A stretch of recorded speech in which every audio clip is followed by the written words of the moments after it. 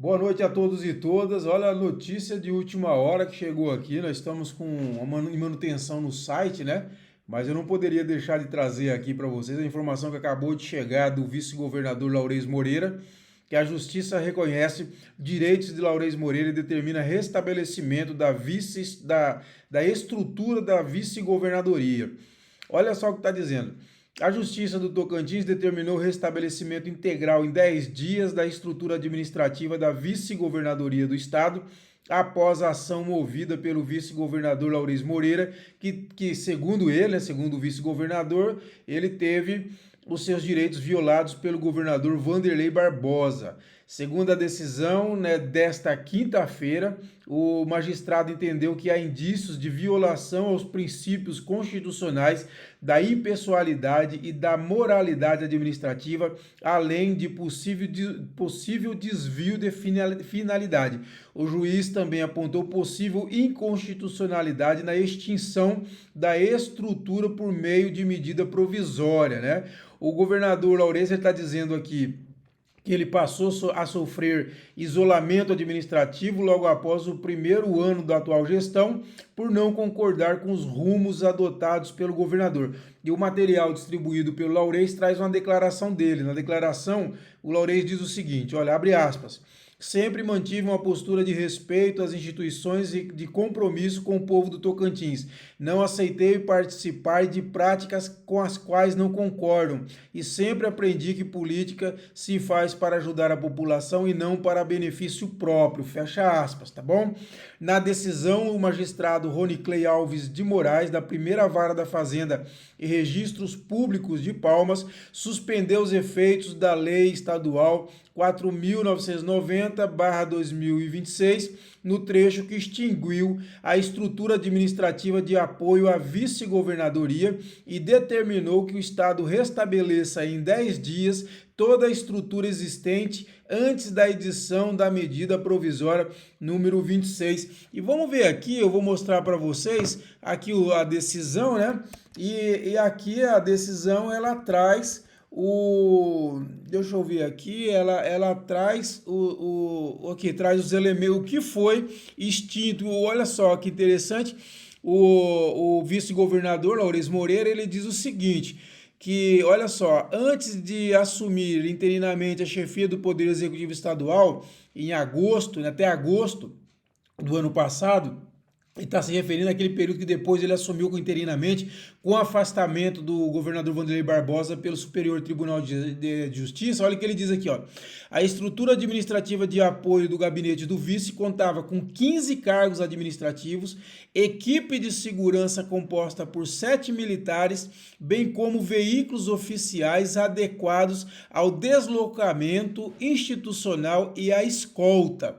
E refere que tal estrutura de apoio encontrava-se legalmente amparada pela Lei Estadual 4.151/2023, que alterou o organograma da lei originária, né?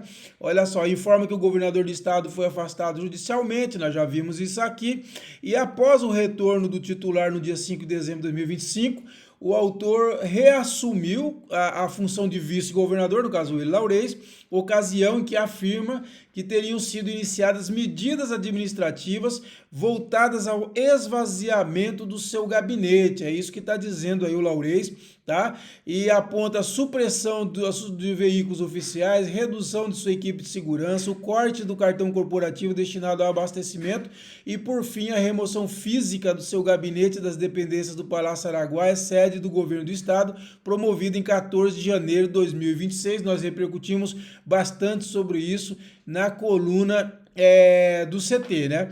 E ele assevera que em 30 de janeiro de 2026 foi editada a medida provisória 0726, posteriormente convertida na Lei Estadual 4.920, de 1º de abril de 2026, a qual extinguiu formalmente a estrutura de pessoal e de apoio da vice-governadoria, ok? Esse aí, então, foi o que o Laurez relatou para a Justiça, né? E vamos ver aqui alguns trechos do que o juiz diz, né? Aqui na sua decisão que ele tomou sobre o assunto, né?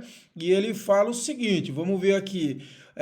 Além do exposto, o autor também alega tal Ó, diante desse cenário, o autor, na condição de vice-governador, protocolou 2 expedientes administrativos formais perante o governador do estado, o primeiro em 16 de dezembro do ano passado, solicitando a restauração da estrutura mínima da vice-governadoria, e o segundo em 27 de janeiro de 2026, reiterando os pedidos anteriores, ambos permanecendo sem resposta. Ou seja, o Laurez, ele chegou a pedir para o Vanderlei que revisse essas decisões e o Vanderlei não respondeu. Aí continua o juiz. Sob essa perspectiva, o princípio da simetria federativa impõe que a estrutura organizacional dos Estados-membros observe as diretrizes estruturantes da Constituição Federal, de modo que as atribuições do vice-governador devem guardar correspondência funcional com as do vice-presidente da República. Vamos ver mais o que fala o juiz aqui. Olha só, ademais, a cronologia dos eventos com restrições administrativas iniciadas após a reassunção do vice-governador no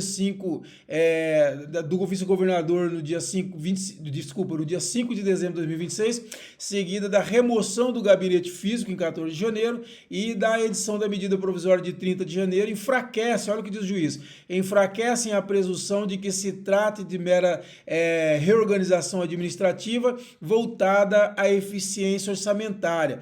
Aí diz mais o juiz, some-se a isso o fato de a medida ter sido direcionada especificamente à vice-governadoria, bem como as declarações públicas atribuídas ao chefe do executivo, ou seja, o Vanderlei, no sentido de justificar a alteração por suposto desuso do espaço institucional.